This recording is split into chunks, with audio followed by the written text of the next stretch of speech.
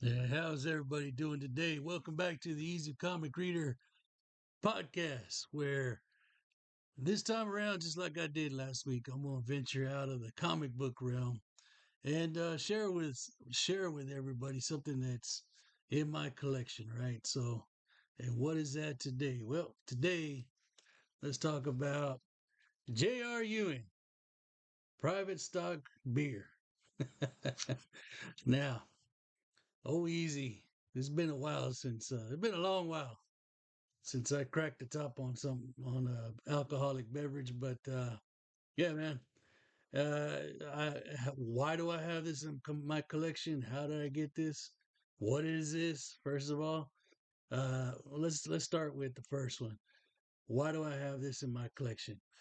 This, ladies and gentlemen, was given to me by my brother-in-law, and there's a story behind it. So, and I'm gonna give you a little tour of the can. See, you got some old spots there, but I believe this came out in 1980. There you go. How can you tell if a can's old? You got the old pull tabs. But anyway, kind of leery about shaking this around because I don't know if it's going to explode or not. But anyway, I believe 1980, but let me map this out. I'm going to tell you about it, what I know. Then I've got a little podcast, about 4 minute podcast that tells you a little bit more information about it. And then after that, I want to share with you kind of like some news footage when this hit the shelves. So let me tell you how I got in possession of these. About maybe dang near 20 years ago, maybe a little bit more, my brother in law, and this is in a small West Texas town, Hamlin, Texas, baby.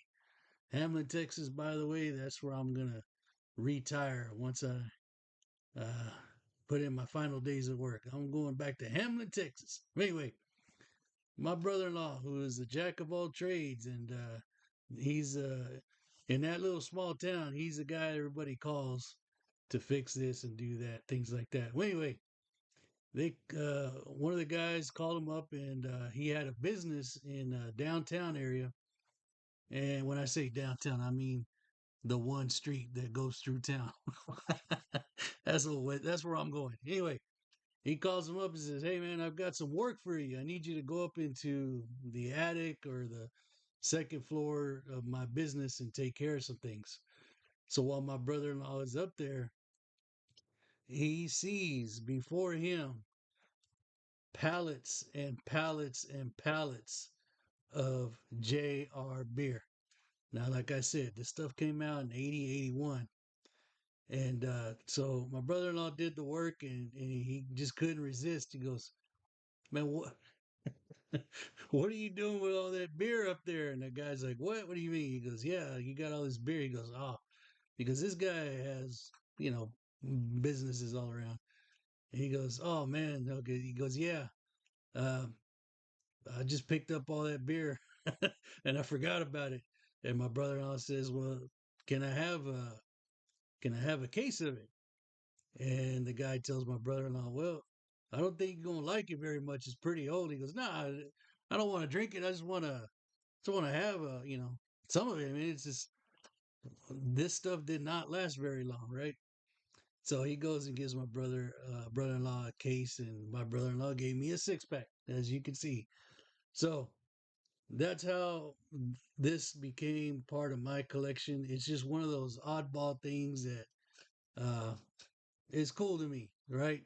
It's Texas. It's J.R. Ewing. I mean, hey, in this house, we are Dallas fans, okay? We've got probably almost all the seasons up until where it just got too dumb. But Dallas, part of growing up, but mostly this is one of the shows that my wife and I went back later on in the years and enjoyed every single one of these. So that's what I want to present to you about JR Beer. Now you're going to hear a short little podcast made by Google LM. Google LM. And like I said, if you didn't catch last week's show, Google LM, how you doing, baby? Google LM is a very easy website. It's not an app, go put in an article, a video, and it'll give you a quick little podcast. But anyway, after that podcast, you're going to check out what I thought was cool. There's some news footage from way back when J.R. Ewing, Dallas, J.R. Ewing's private stock beer come out. I hope y'all enjoy, and we'll see you next time on the Easy Comic Reader podcast. All right, folks, welcome back. You ready for another deep dive? Today, we are going deep into 80s pop culture. And, well, honestly, the world of beer. Beer? Really? Oh, yeah. But not just any beer. Okay, you got my attention. This is about a brew with a name you might recognize, especially if you were glued to your TV back in the day. We're talking J.R. Ewing's private stock beer. Hold on, as in JR from Dallas? The one and only. Seems like good old JR wasn't content with just oil. Wow. I mean, I know Dallas was huge in the 80s, like total cultural phenomenon, but a whole beer. Oh, it gets even better. So picture this. It's 1980. Dallas is at the absolute peak of its popularity. And everybody's wondering who shot JR. Exactly. And right smack in the middle of that frenzy, the Pearl Brewing Company rolls out this J.R. Ewing private stock beer. Talk about a marketing play, huh? Yeah. Capitalizing on that cliffhanger, all that buzz. Yeah. Had to be genius. So you got the sources in front of you. Fill me in. What do we actually know about this J.R. beer? Like, what kind of beer was it? Well, what we do know is it was made by the Pearl Brewing Company down in San Antonio, Texas. Okay, Texas makes sense. Big oil, big beer, right?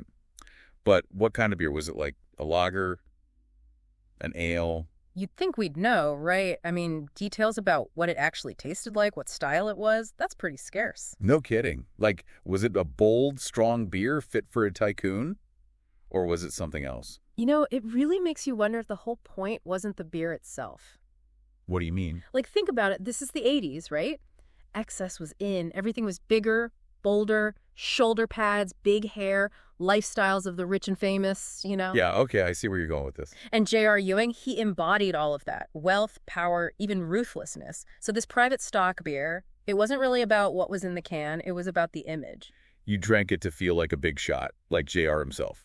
Exactly. A taste of the good life, even if, who knows, maybe the beer itself was, well, just average. So we've got this amazing marketing campaign tying into one of the biggest TV moments ever. But here's the question. Did it actually work? Were people actually buying this JR beer? Our sources might have some clues there, maybe some sales figures, contemporary reviews, something to tell us if it flopped or if it was a bona fide hit. Yeah, that's the million-dollar question, isn't it? I mean, we know today those vintage cans are like serious collector's items. Oh, for sure. You find one of those in good condition at a flea market, you've struck gold. It's like a little piece of TV history, right? Yeah. But it's more than that, too, isn't it? Right. It makes you think, why do we collect things like this? Is it really just about owning the object? Or is it about connecting to the past, to the feelings and memories that the object represents? It's like holding that can. You're right back in the 80s, back to all that drama unfolding on your TV screen. And it makes you wonder, like, what will people be collecting from our time 30 years from now? What's going to be our generation's J.R. Ewing beer? You know, it could be anything. A gadget, a video game, a piece of clothing. Who knows? Yeah. Wow. It really makes you think, huh?